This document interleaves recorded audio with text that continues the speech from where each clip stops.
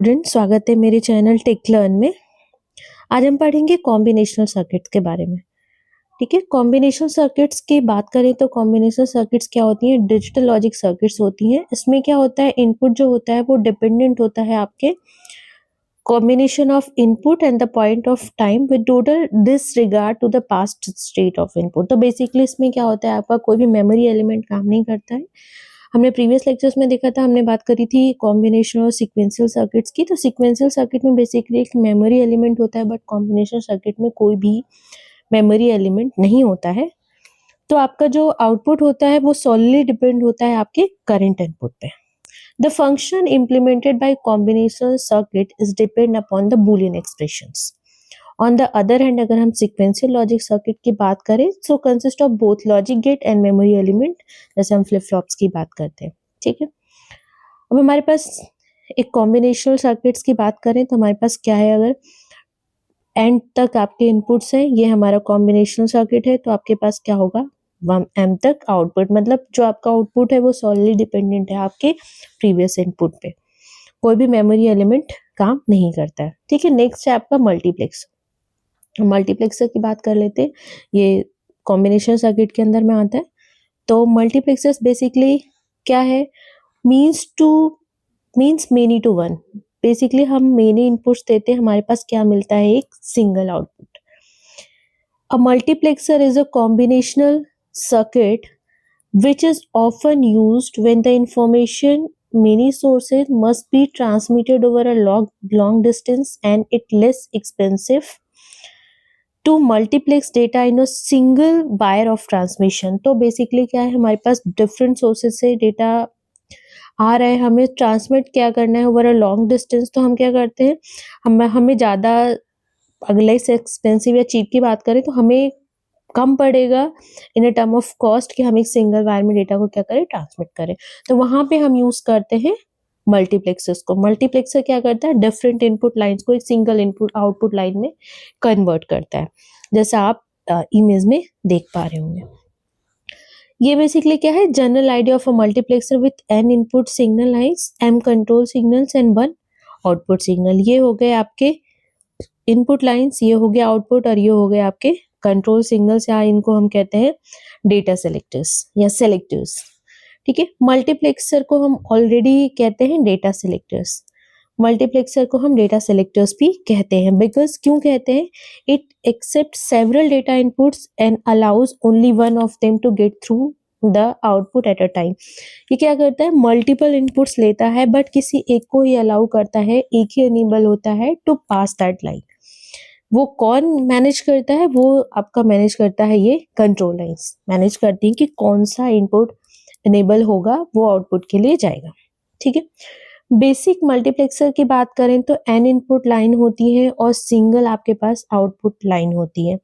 It also has m selectors और control lines, जिसके पास selectors होते हैं। तो हम अगर रिलेशन बात करें कि रिलेशन क्या होता है between number of select lines and number of data inputs, तो वो होता है 2 to the power m is equal to n। ठीक है, तो बेसिकली आपके पास 2 to the power m is equal to n, आपका इनपुट लाइन कितना होगा। ठीक है, और आपका सेलेक्टर्स जितना है उतनों को 2 to the power m कर देंगे। ले सपोज आपके पास 3 सेलेक्टर्स हैं, तो 2 to the power m 8, तो आपके पास 8 आपकी इनपुट लाइन्स होंगी और एक क्या होगा, आपका आउटपुट लाइन होगा। As multiplexers select one of many, so is often called as 2 to m to 1 line converter। Multiplexer basically क्या करता है कि आपके पास बहुत सारे इनपुट्स हैं, सिंगल इनपुट या एक को सेलेक्ट करता है। दैट्स वाई हम क्या करते हैं, 2 to the m to 1 line converter हम बोलते हैं इसको, मतलब multiple inputs to single line converter. फिर हम बात करें, अब हमने बात किया कि हम क्या करते हैं 2 to 1 या 2 to the power m to 1, तो ऐसे ही हो गए 2 to 1। फर्स्ट हो गया आपका टाइप 2 to 1 मल्टीप्लेक्सर। ठीक है, हम सारे मल्टीप्लेक्सर्स जितने बहुत सारे होते हैं, जितने पॉसिबल है वो हम यहाँ पे डिस्कस करेंगे। ठीक है, 2 to 1 मल्टीप्लेक्सर्स की बात करें तो ये 2 इनपुट लाइन है। हमने ऑलरेडी बोला कि 2 to 1 मतलब मल्टीपल इनपुट लाइन होती है और सिंगल आउटपुट लाइन होती है।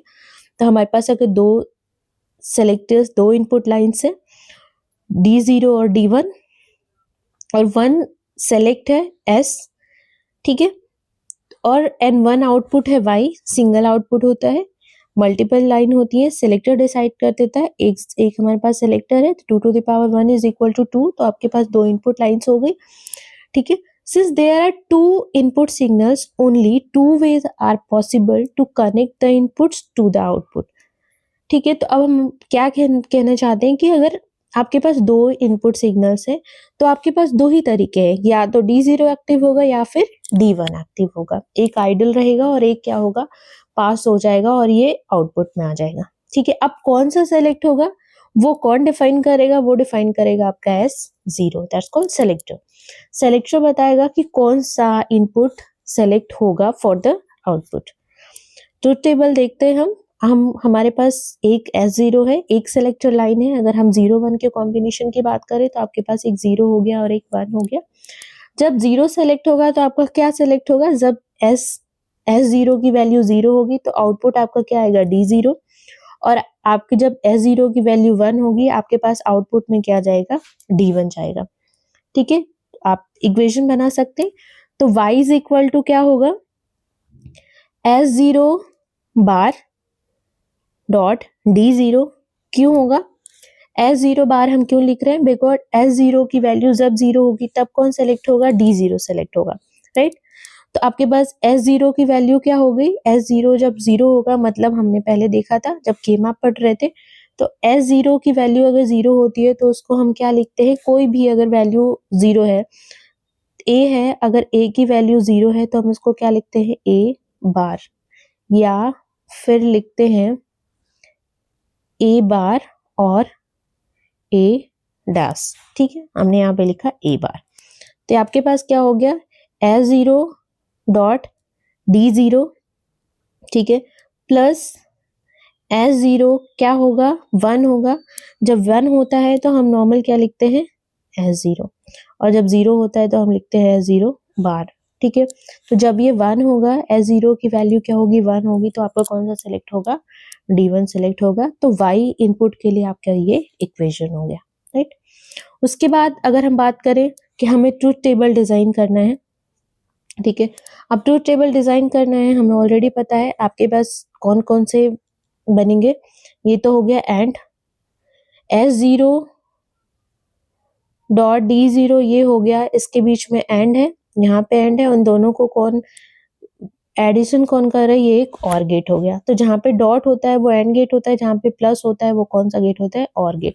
तो हमें अभी देखना है कि यहाँ पे आपका क्या बनेगा, S0 बार है तो वो क्या हो जाएगा, एंड हो जाएगा। तो हमने क्या दे दिया, एक इनपुट दे दिया S0, दूसरा इनपुट हमें S0 बार भी चाहिए, हमने नॉट से कनेक्ट कर दिया, S0 बार आ गया। अब उसके बाद अगर आप देखेंगे तो यहाँ पे क्या है, D0 है, फर्स्ट इनपुट इज D0, हमें चाहिए S0 बार, देन हमने क्या किया, S0 को कनेक्ट कर दिया नॉट से, ये हो गया आपका S0 बार, 2 इनपुट्स यहाँ आ गए, और इसके बाद S0 ये वाला आ गया, दिस वन इज D1, दोनों को हमने किससे कनेक्ट कर दिया, और से, ये क्या हो गया आपके पास आउटपुट। तो ये हो गया आपका truth table with logic diagram of 2 to 1 multiplexer. अब हम बात करते हैं 4 to 1 की, ठीक है। अगर आपके पास 4 इनपुट्स लाइन है तो कितना आपका सिलेक्टर्स हो जाएगा, 2 to the power 2 is equal to 2, output हो जाएगा आपका 1, ठीक है, ये तो क्लियर है। फिर नेक्स्ट हम बात करते हैं, अब इसकी ट्रुथ टेबल की बात करें तो हमारे पास 2 सिलेक्टर्स है, राइट। अगर 2 सिलेक्टर्स, अगर आपके पास दोनों 0-0 हैं, S1 और S0 दोनों 0-0 हैं, तो आपका D0 सेलेक्ट होगा। अगर एक 0 है और एक 1 है तो D1 सेलेक्ट होगा। आपके पास 1-0 है तो D2 सेलेक्ट होगा, और 3 है, जब वैल्यू 3 हो जाएगी तो क्या होगा, D3 सेलेक्ट होगा। अब देख लीजिए, 0-0 है मतलब 0-0 होगा तो D0, 0-1 मतलब होता है डेसिमल में 1 तो D1, 1-0 दैट मीन्स 2 तो D2, एंड 1-1 मतलब 3 दैट्स D3। ये हो गया आपका truth table for 4 to 1 multiplexer, ठीक है।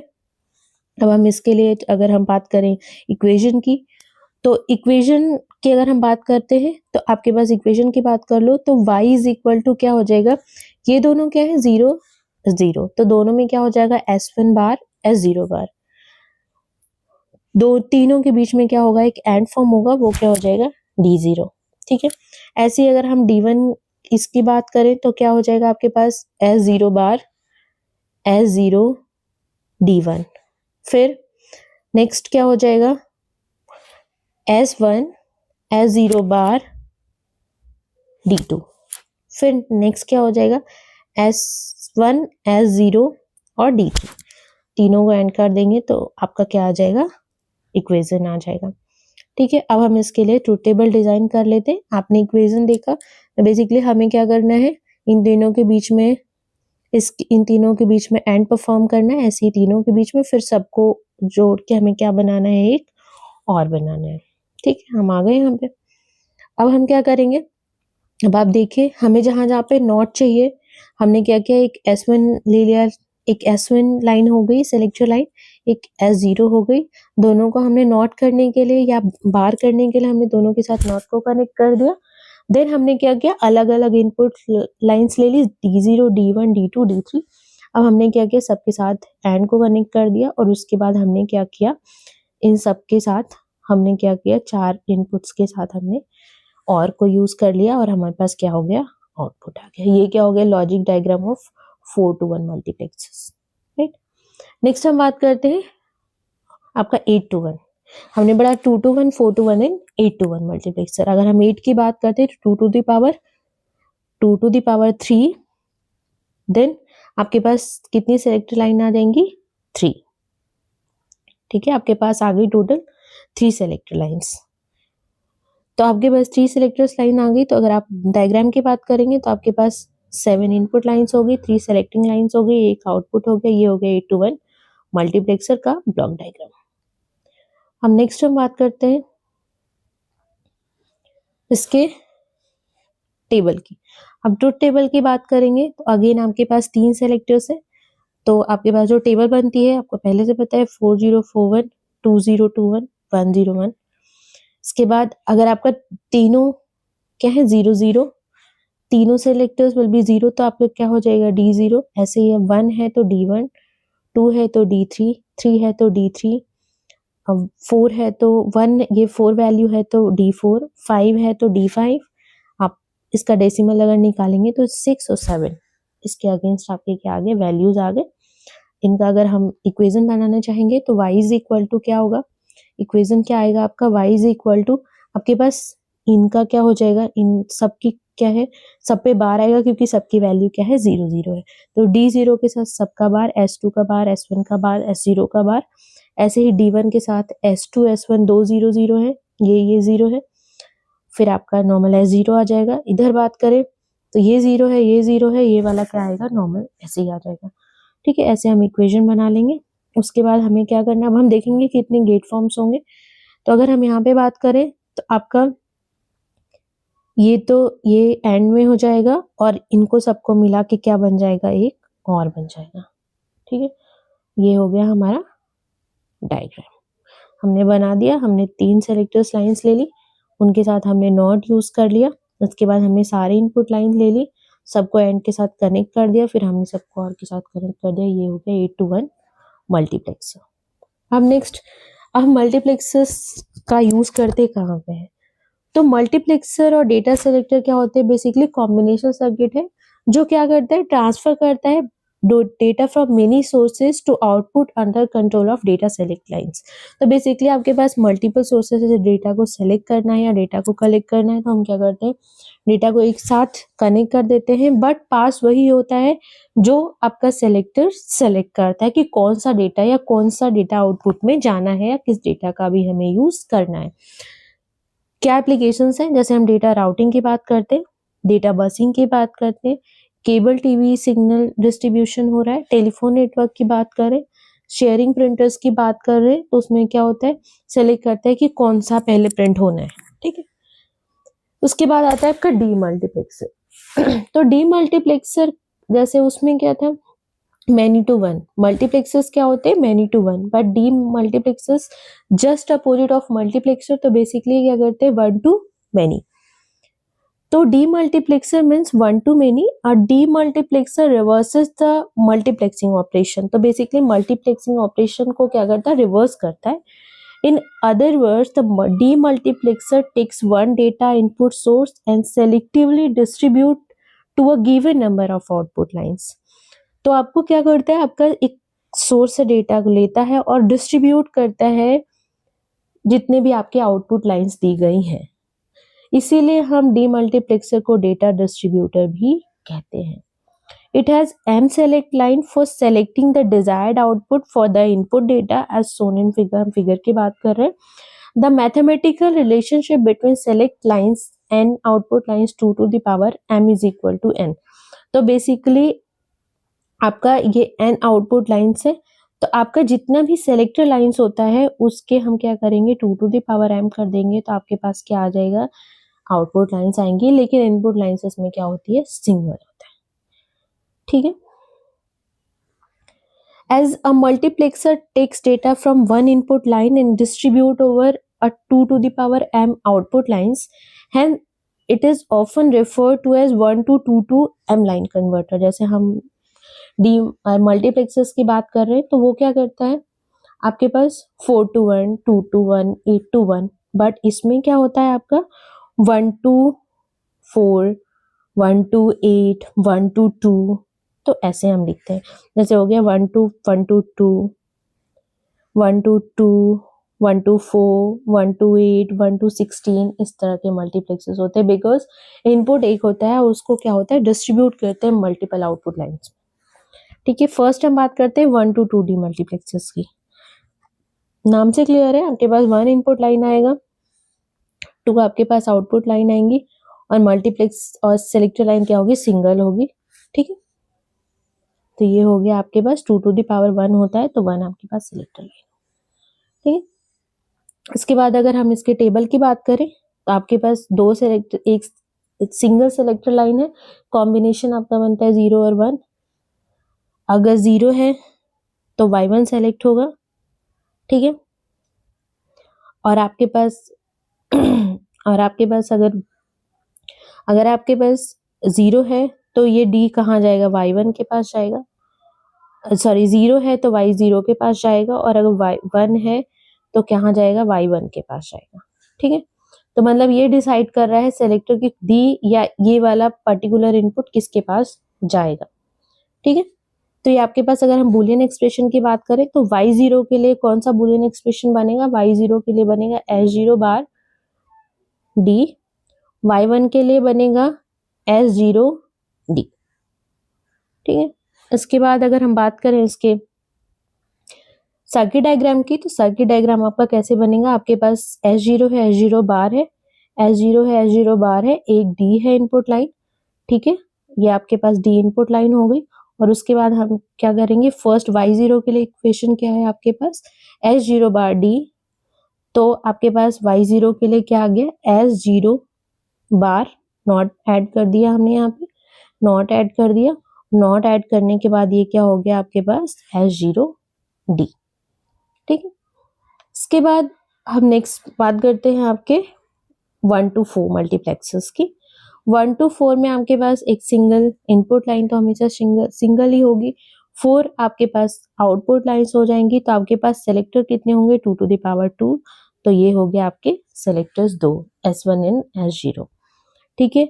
अब हम D की बात कर रहे हैं, आपके पास इनपुट जो है वो तो D ही है. ठीक है. 2 आपके पास सेलेक्टर्स लाइन हो गई. तो आपके पास अगर दोनों 0 0 होता है तो क्या होगा. ठीक है. आपके पास दोनों 0 0 होता है तो आपके पास क्या सेलेक्ट होगा, y0. ठीक है. और अगर आपके पास क्या है, अगर 0 1 है सेलेक्टर, आपके पास अगर 0 1 सेलेक्टर है तो क्या सेलेक्ट होगा, y1. 1 0 है तो क्या सेलेक्ट होगा, y2. 1 1 है तो क्या सेलेक्ट होगा, y3. ठीक है. नेक्स्ट अब इसके बाद बूलियन एक्सप्रेशन बन गया आपका. y0 के लिए क्या बनेगा, y0 की अगर हम बात करें तो यहाँ पे आपका d है, मतलब यहाँ के आपका क्या है, ये आपका d है, मतलब यहाँ पे हमें इनपुट मिल रहा है, हमें आउटपुट मिल रहा है, बाकी सारे 0 0 है. किसके अगेंस्ट, S1 और S0 दोनों 0 0 है, तो दोनों क्या हो जाएंगे, बार हो जाएंगे. ठीक है. तो y0 की हमें इक्वेशन क्या मिलेगी, S1 बार, S0 बार और t. ऐसी सेम एज हमें y3 तक की एक्सप्रेशन मिल जाएगी।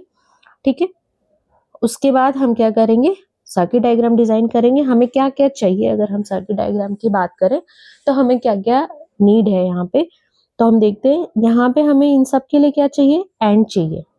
ठीक है, अब और हमें क्या चाहिए, हमारे पास बार है तो हमें नॉट भी ऐड करना पड़ेगा बार बनाने के लिए। हमें दोनों इनपुट लाइन चाहिए, दोनों हमें चाहिए, S1 भी चाहिए, S1 बार भी चाहिए, S0 भी चाहिए, S0 बार भी चाहिए। तो हमने क्या किया, S1 लिया, S1 के साथ हमने दोबारा एक नॉट ऐड कर दिया, S0 लिया, S0 के साथ हमने नॉट ऐड कर दिया, एक D हमारे पास आउटपुट लाइन था ही, हमने इसको यहाँ से लिया और हमने क्या किया, इसमें सबको यहाँ तक कनेक्ट कर दिया। ठीक है, ये है हमारा। अब S1 बार, S0 बार, S1 बार आपका यहाँ से आया यहाँ चला गया, S0 बार आपका यहाँ से यहाँ चला गया, और D तो आपका था ही, और ये क्या हो गया आपका Y0 हो गया। ऐसे ही हम 1 to 4 मल्टीप्लेक्सर डिजाइन कर लेंगे।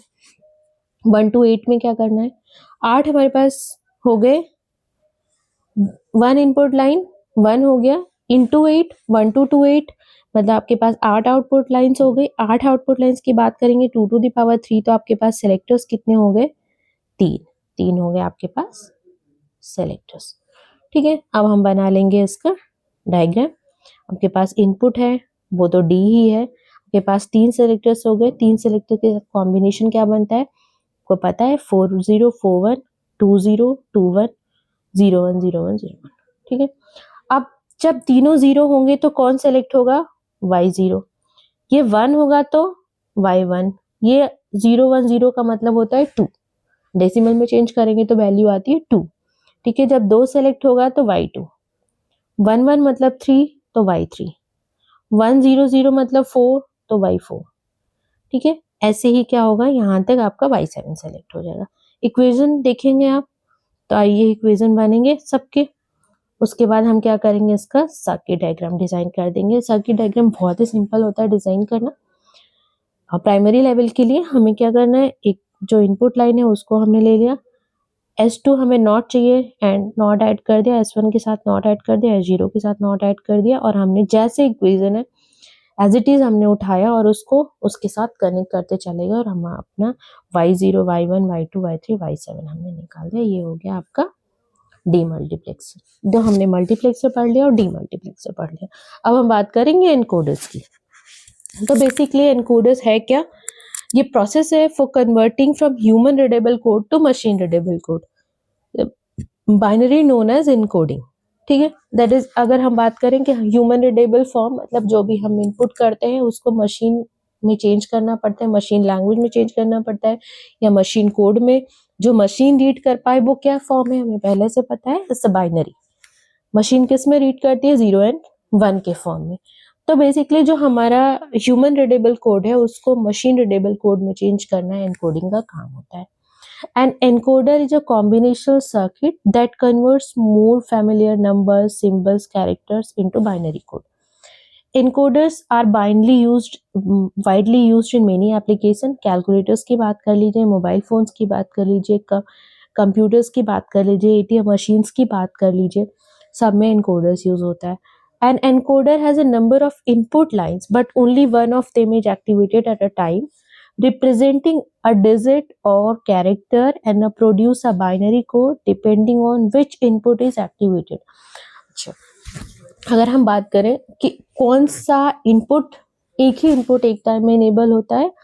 ठीक है, एक ही इनपुट एक टाइम में इनेबल होगा और वही एक्टिवेट होगा और वो डिसाइड करेगा और वही आगे जाएगा कि कौन सा इनपुट एक्टिव है।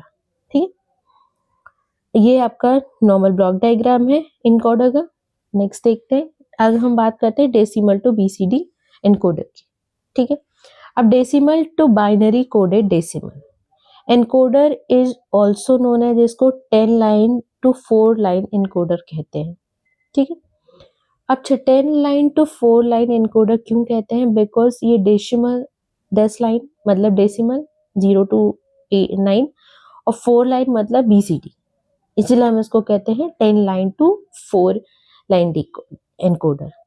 10 इनपुट करता है एक्सेप्ट और प्रोड्यूस करता है 4 बिट का output corresponding to activated decimal, आपने देखा इमेज में कि आपके पास 0 to 9 नंबर्स होते हैं जो डेसिमल इनपुट्स होते हैं, और उसको बीसीडी में कन्वर्ट करते थे, मतलब 4 आपके पास आउटपुट आ जाता है। ठीक है, इसको हम कहते हैं डेसिमल टू बीसीडी एनकोडर। आपके पास ये ब्लॉक डायग्राम है।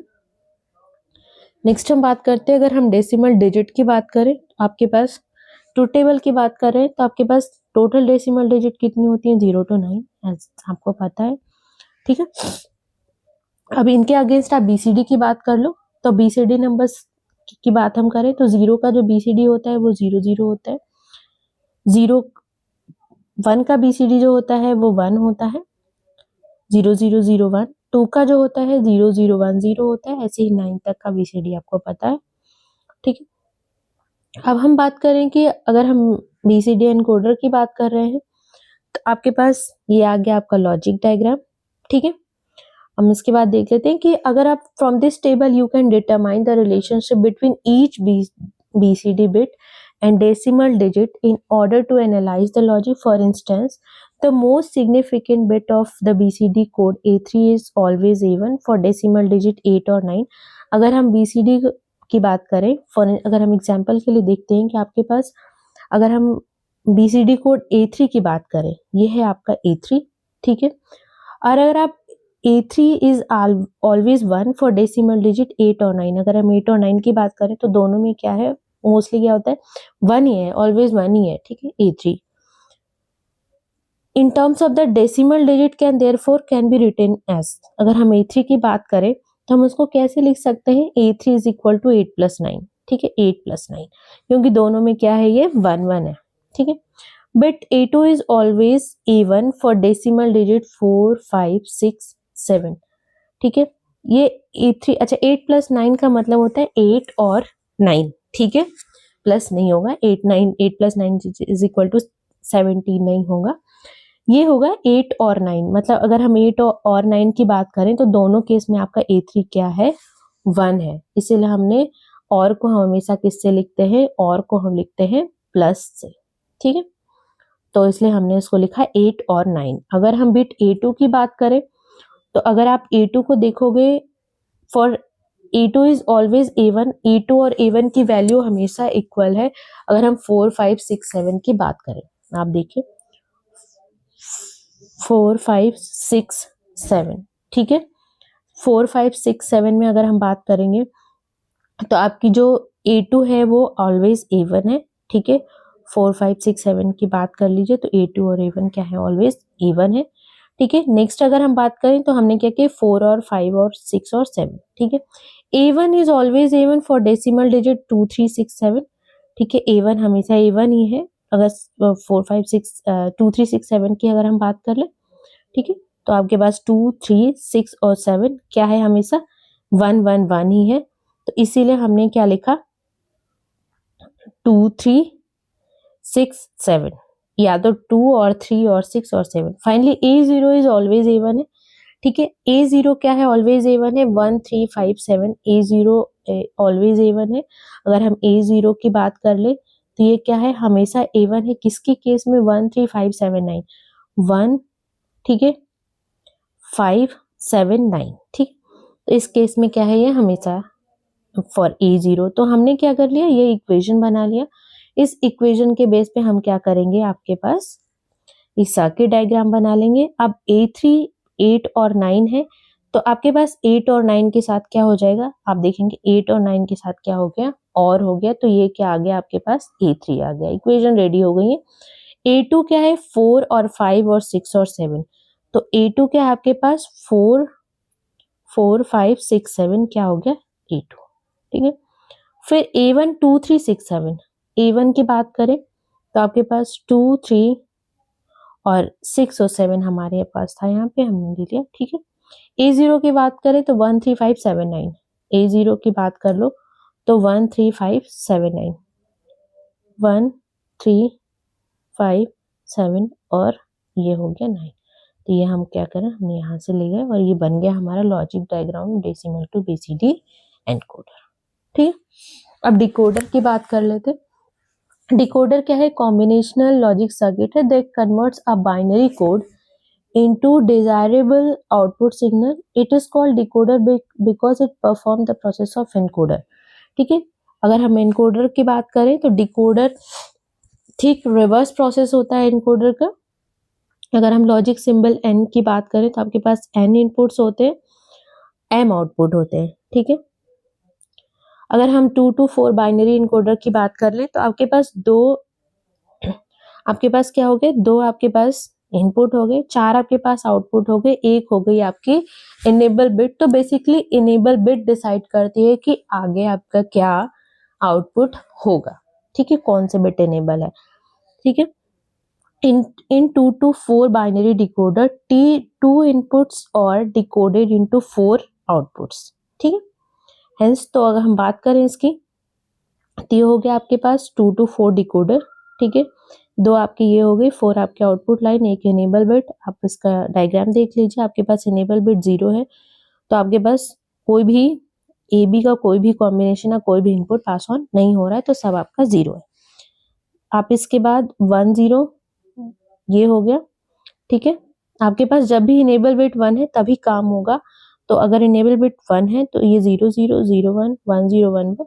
ठीक है, अब इसके बाद अगर हम बात करें y0 y1 y2 y3 की, इस केस में तो सारे ही 0 है बिकॉज इनेबल बिट 0 है. इनेबल बिट जैसे 1 हुई तो दोनों 0 0 हैं, तो आपका कौन सा सेलेक्ट होगा, y0.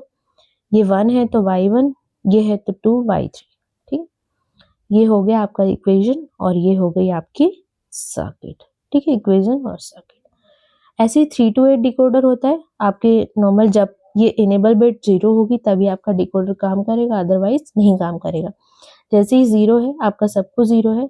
ये 1 हो गया तो ये आपके कॉम्बिनेशन बनते हैं 4041 2021 01 01 01. जब आपका ये तीनों 0 है, ये y0 y1 y2 y3 y4 y5 y6 y7, ये बन गया आपकी इक्वेशन और ये बन गई आपकी सर्किट. ठीक है, थैंक यू सो मच. और अगर आपको कोई भी क्वेश्चन हो रिगार्डिंग दिस तो आप हमें कमेंट बॉक्स में पूछ सकते हैं.